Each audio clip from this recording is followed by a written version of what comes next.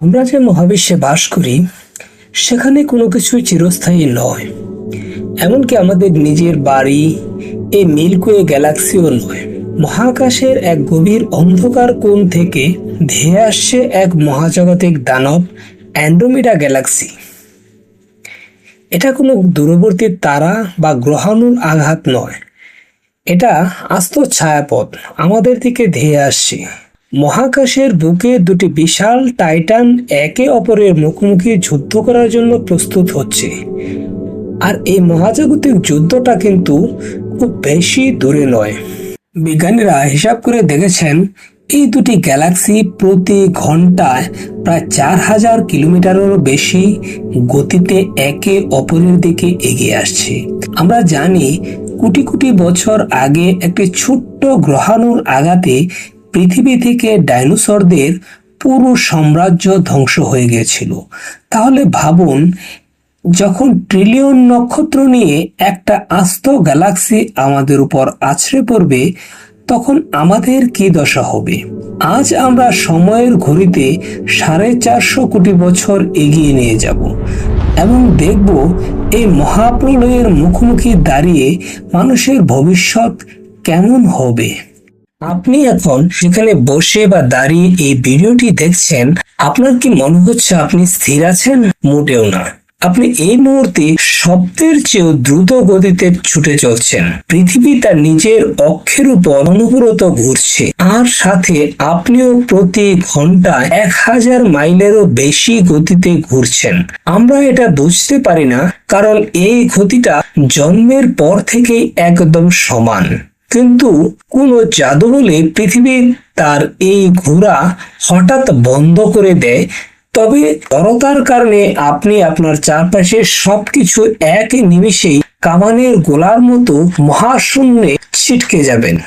মহাকাশে আমাদের এই রোলার কোস্টার রাইড কিন্তু এখানেই শেষ নয়। আমাদের পৃথিবী সূর্যকে কেন্দ্র করে প্রতি সেকেন্ডে প্রায় 30 কিলোমিটার বেগে ছুটছে, আর আমাদের সূর্য সে তার পুরো সৌরজগৎকে সাথে নিয়ে আমাদের মিল্কওয়ে গ্যালাক্সির কেন্দ্রকে ঘন্টায় প্রায় 7,20,000 কিলোমিটার গতিতে প্রদক্ষিণ করছে।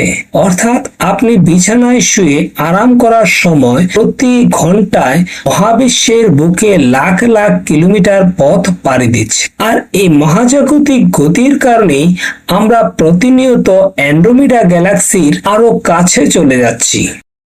অ্যান্ড্রোমেডা এবং মিল্কওয়ে এই দুই প্রতিবেশীর মধ্যকার সংঘর্ষ বল এতটাই শক্তিশালী যে এরা মহাবিশ্বের প্রসারণের নিয়মকে বুড়ো আঙ্গুল দেখে একে অপরের দিকে তীব্র বেগে আকর্ষিত হচ্ছে। তবে এই সংঘর্ষ কিন্তু এক সেকেন্ডের কোনো বড় বিস্ফোরণ নয়, এটা হবে কোটি কোটি বছর ধরে চলা এক মহাজাগতিক খেলা। গ্যালাক্সি দুটি প্রথমে একে অপরে ভেদ করে চলে যাবে আর মহাকর্ষের টানে ফিরে নিয়ে আসবে। এভাবে বারবার ধাক্কা খেতে খেতে এক সময় তারা নিজের অস্তিত্ব হারিয়ে ফেলে তৈরি করবে এক নতুন বিশাল ডিম্বাকৃতির গ্যালাক্সি। বিজ্ঞানীরা যার নাম দিয়েছেন মিল্কড্রোমেডা।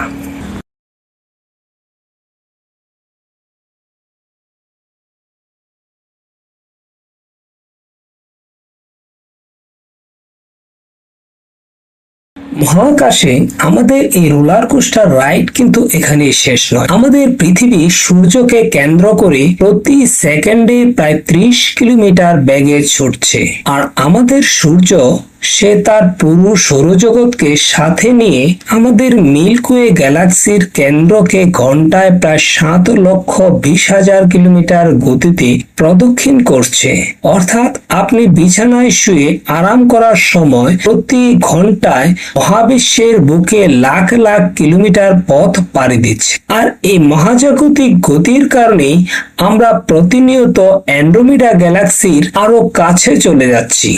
কিন্তু সরাসরি ধাক্কা না লাগলেও মহাকাশের এক বিশাল খেলা মিল্কওয়ে এবং অ্যান্ড্রোমেডার মধ্যকার বিশাল গ্যাস এবং ধূলিকণা মেঘগুলো যখন একে অপরের সাথে প্রচন্ড শক্তিতে ধাক্কা খাবে, তখন মহাকাশে এক জাদুকরী ঘটনা ঘটবে।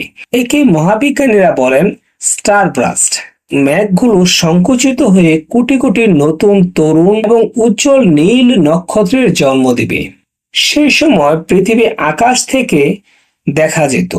মহাকাশের বুকে যেন একের পর এক নতুন নক্ষত্র আতশবাজির মতো ফুটে উঠেছে। পুরো মিল্কডোমিরা গ্যালাক্সি হয়ে উঠবে নক্ষত্র তৈরির এক বিশাল কারখানা। তাহলে এই মহাজাগতিক উলটপালটের মাঝে আমাদের সৌরজগৎ আর পৃথিবীর কি হবে? বিজ্ঞানীরা কম্পিউটার সিমুলেশন করে দেখেছেন এই সংঘর্ষের ফলে আমাদের সৌরজগৎ ধ্বংস হবে না, তবে তার ঠিকানা বদলে যেতে পারে। প্রবল মহাকর্ষীয় টানের কারণে আমাদের সূর্য তার বর্তমান অবস্থা থেকে ছিটকে গিয়ে নতুন গ্যালাক্সির একদম বাইরের দিকে অর্থাৎ এক দূরবর্তী প্রান্তে চলে যেতে পারে। তবে ততদিনে আমাদের সূর্য নিজেও বুড়ো হয়ে যাবে। আজ থেকে 450 কোটি বছর পর একটি রেড জায়ান্ট বা লাল দানবে পরিণত হবে। এর উত্তাপে পৃথিবীর সমস্ত সমুদ্র শুকিয়ে যাবে। তাই মানুষ যদি তখন বেঁচে থাকে তবে তাদের এই সৌরজগৎ ছেড়ে মিল্কডোমিরার মতো নতুন তরুণ নক্ষত্রের গ্রহে গিয়ে বসতি স্থাপন করতে হবে।